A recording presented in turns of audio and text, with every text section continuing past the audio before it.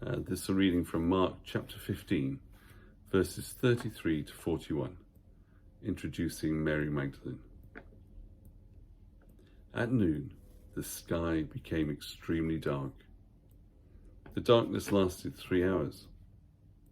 At 3 o'clock, Jesus groaned out of the depths, crying loudly, "Eloi, Eloi, lama sabachthani," which means, my God, why have you abandoned me?" Some of the bystanders who heard him said, "Listen, he's calling for Elijah." Someone ran off, soaked a sponge in sour wine, put it on a stick and gave it to him to drink, saying, "Let's see if Elijah comes to take him down." But Jesus, with a loud cry, gave his last breath. At that moment, the temple curtain ripped right down the middle. When the Roman captain standing guard in front of him saw that he had quick breathing, he said, "This has to be the Son of God." There were women watching from a distance, among them Mary Magdalene, Mary, the mother of the younger James and Joseph, and Salome. When Jesus was in Galilee, these women followed and served him and had come up with him to Jerusalem. All day long, I waited.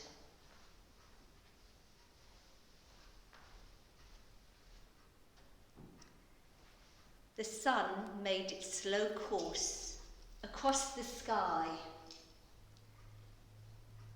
and I waited. I stood in the shadows, away from the crowd, as they screamed and they scoffed. I saw the hate in their eyes, and I was carried with them down the winding road to the city walls. I watched it happen, saw them pounding the nails into place, saw them lift him up,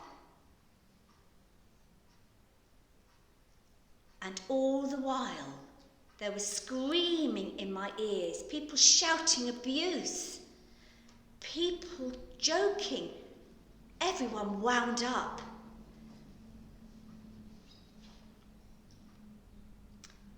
But death comes slowly. And while I stood there, motionless, fixed to the spot, punctured, everything else drifts away.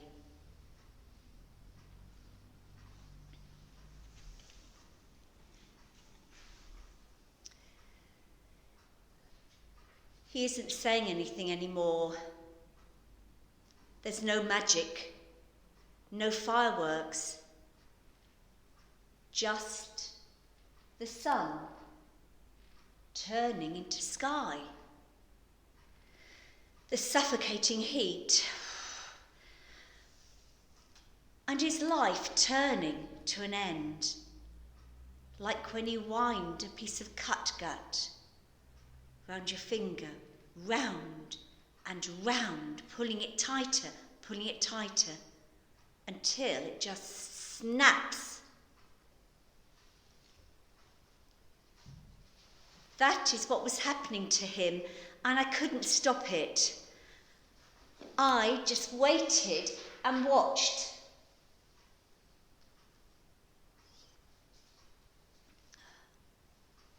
It was the last thing I could give to him who's given me so much, who gave me back my dignity, who saw me as me,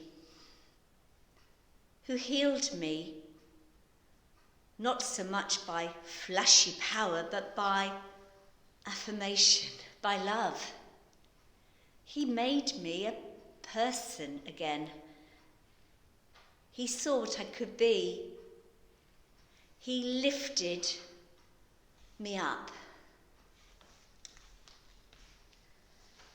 And now, that's where he is. Lifted up, like he said he would be. But no one is drawn to it. Only a few of us left, watching and waiting.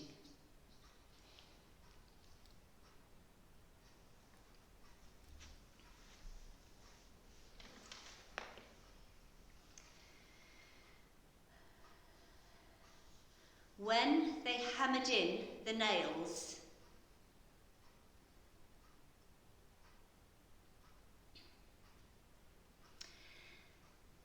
Jesus turned to the soldiers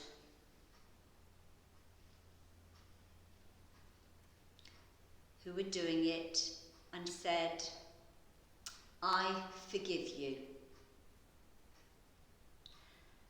And he wouldn't even argue with Pilate or Caiaphas or any of them. Like he knew what was happening was not just about them, and they couldn't be left with the blame. And he let Judas do what he knew he was going to do. And for one last time, he even saved Peter from himself and stopped him from brandishing his sword, as if Peter could take on the whole of the Roman Empire single-handed. But that's what Jesus has done. He has taken us all on. I see it in his dying. And that is why I feel so wretched, so tired. He goes on loving. That is the sheer, unstoppable force of it all. That is what today means for me. In the whole bloody roller coaster of this week, and especially in these last few hours, he has never stopped loving. Even when love had to be tough, even when truths needed to be told, even when he had no options left, no power to deploy, he went on loving.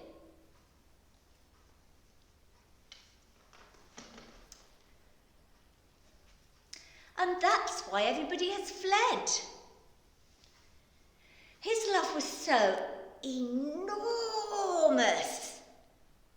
so complete, so daunting.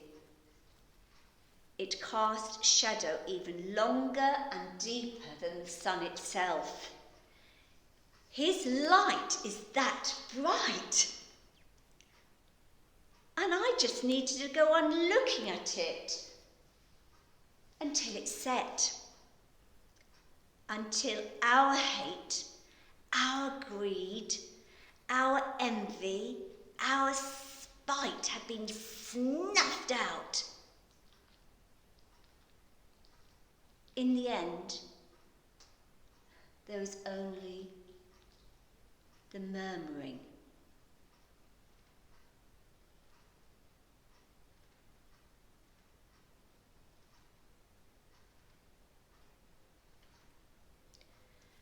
The murmuring of prayer on Jesus' lips, crying out to the God who had forsaken him.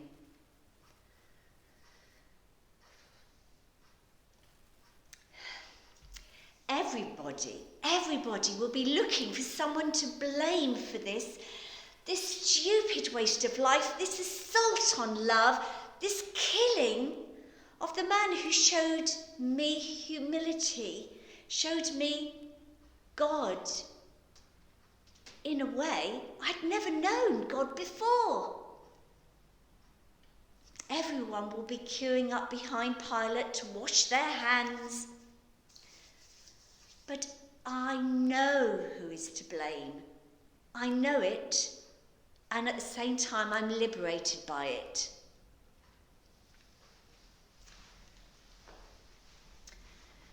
You see, it was me. I watched them put that cross upon his shoulders. I watched them hammer the nails into his hand.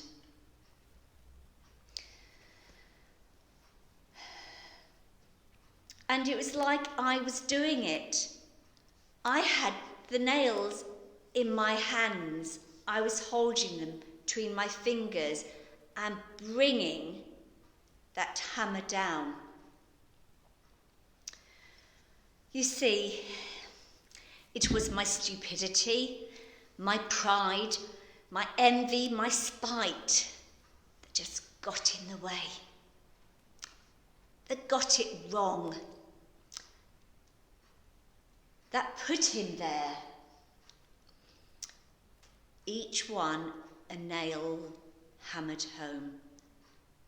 And I don't just mean me,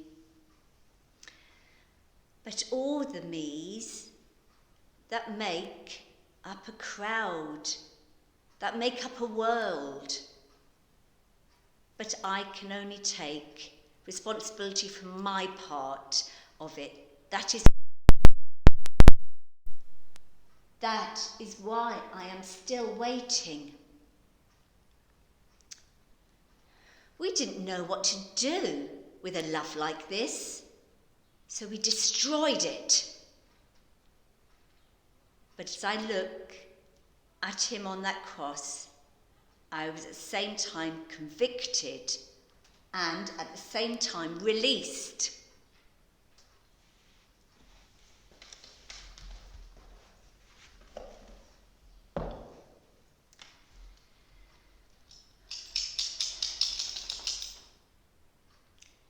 They have taken him down now. All I can see is an empty cross. The space where he has been. I can't see him anymore. But his love went on right through to the end, right through to the dying. Even when everything and everyone had rejected him.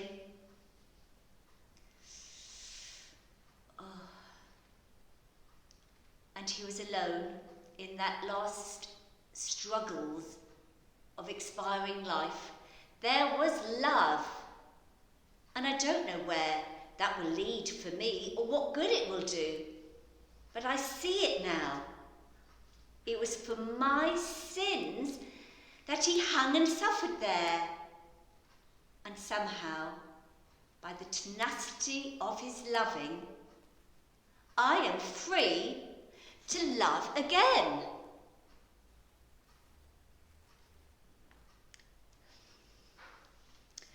So forgive me. And laugh if you want to. But I am going to keep on waiting. I am going to try to go on loving. In a way, I want to put myself on the cross, but I don't need to. He has done it for me. He has taken all the sins, all those nails, and he has borne them, consumed them and transformed them. That's what I have seen in his dying, and it makes me want to weep with grief that we could have been so stubbornly stupid, and for joy that such as this has visited our hearts.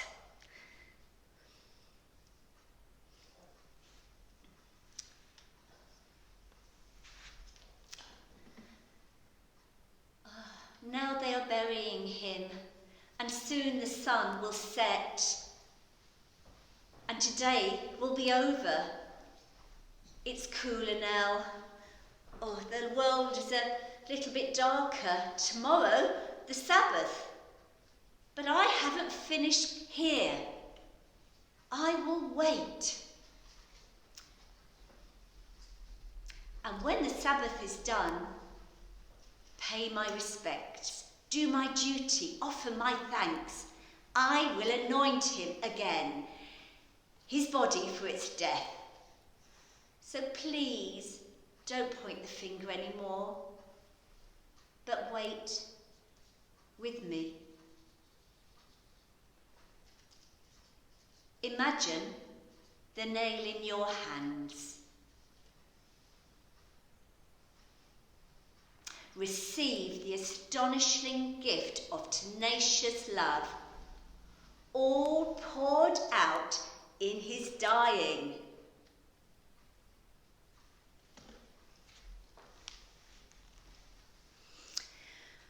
Broken for you.